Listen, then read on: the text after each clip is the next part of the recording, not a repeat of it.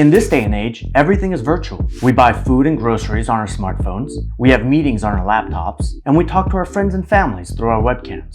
And especially during this pandemic period, we even apply, interview, and get hired virtually, all without ever seeing our future teams or managers in person. Given this, your resume, online presence, and virtual interviewing skills are all the more important to helping you land that next dream job. So if you're on the hunt for a new career, then stick around as I highlight the top 5 things you can do to increase your chances of landing a new job in 2021.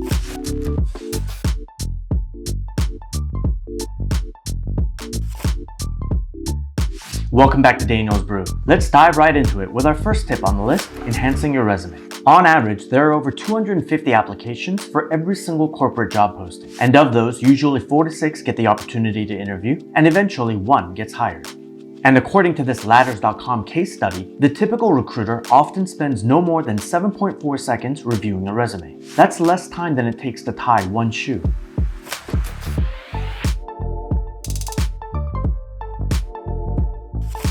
What that means is that your resume has to clearly and accurately convey the most important things you want it to represent about you in those short 7.4 seconds. How do you do that? By optimizing your resume with these 3 tactics.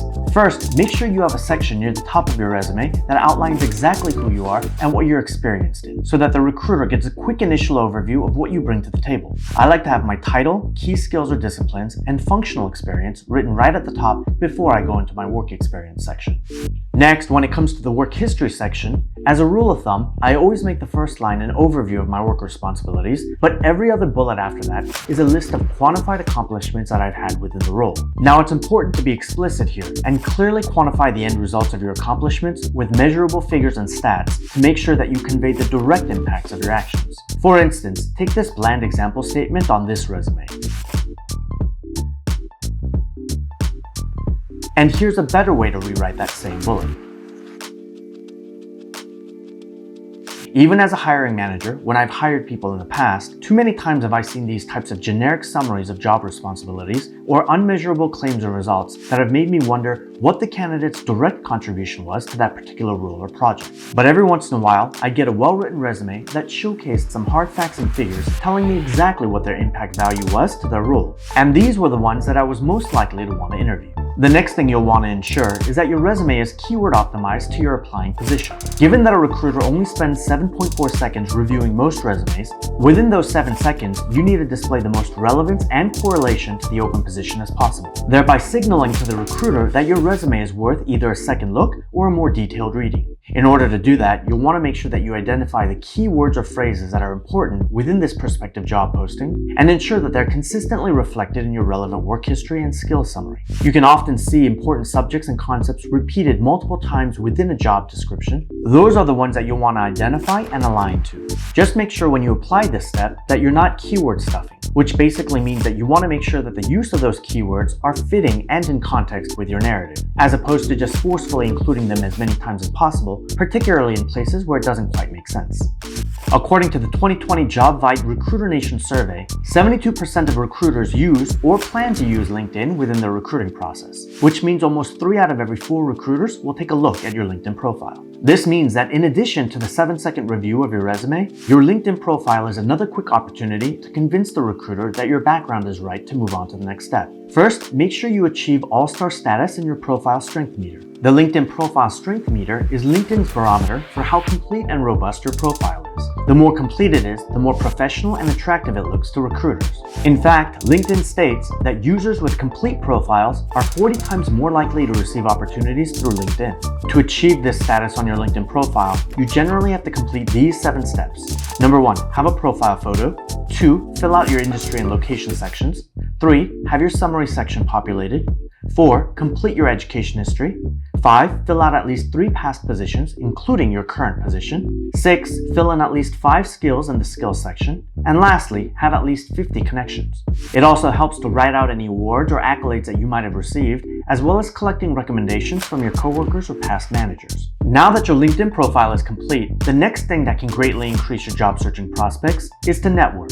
The first step in doing this is to reach out to all of those former colleagues and bosses that you trust and let them know that you're actively seeking a new job. According to this article from the SHRM, the Society for Human Resource Management, approximately 30% of all hires in the US are done through referrals. And this makes sense because when you're activating your network to help you look for a new role, you're also indirectly tapping into their network as well. And if they know someone that has an open position that you might be a good fit for, they might be likely to refer you. In addition, networking gives you a great opportunity to set the foundation for references, if they're requested from a potential employer in the future. Another way to network is to be active on LinkedIn. And this can mean joining different communities or interest groups, engaging and participating in different articles, posts, or publications on LinkedIn, and also following your favorite companies or causes on the platform.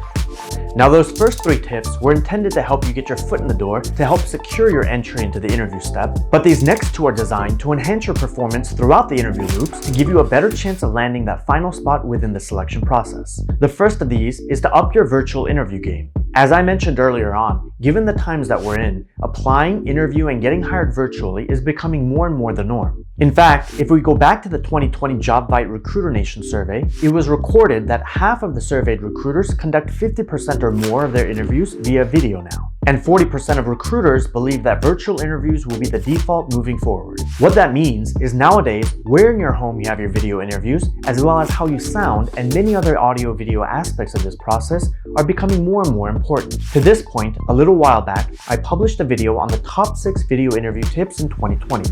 This segment goes over all of the things you need to know here, from camera angles to lighting to sound, so that you can showcase your very best when it comes to virtual interviews. Make sure you check that one out. It's one of my older videos, but I promise you, the information is well worth the watch. The link will be below in the description section. And lastly, make sure you maintain your confidence and your perseverance in every aspect of this job search process. Whether you're currently unemployed because of the pandemic, or you're just stuck in a job that you hate, no matter what your situation is, just remember that you have the power to change your circumstances. But that change might take some time and a bit of sweat equity on your part. On average, it takes about 3 to 4 months for a person to find a job. And that number gets higher depending on the economic conditions, location factors, the experience or seniority of the position, as well as the flexibility in both the hiring manager and the accepting candidate for the role. All that's to say that you'll likely apply to countless number of jobs, go on multiple virtual interviews, only to find out that you've gotten close, but was ultimately not selected for the position. And this could go on for a while, but the longer it goes on, the more important it is not to lose your confidence or your perseverance. Take note that just because it didn't work out this one particular time, it doesn't mean that you weren't good enough or smart enough or skilled enough for that part. Given the state the economy is in during this pandemic, and the fact that many companies have laid off so many skilled and experienced employees in 2020, it means that the likelihood of being fully qualified for the jobs you interviewed for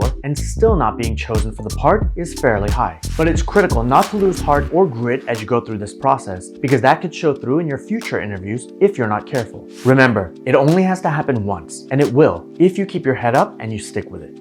So those are my 5 keys to finding a job in this new year. I hope you found them useful. And again, make sure you check out that top video interview tips in 2020 that I made a little while back. The link below is in the description section. So with that, I hope you guys have an awesome 2021. I hope you guys land that next amazing step in your careers. And I wish us all the best in leaving behind this past year and moving forward to bigger and better things. Cheers.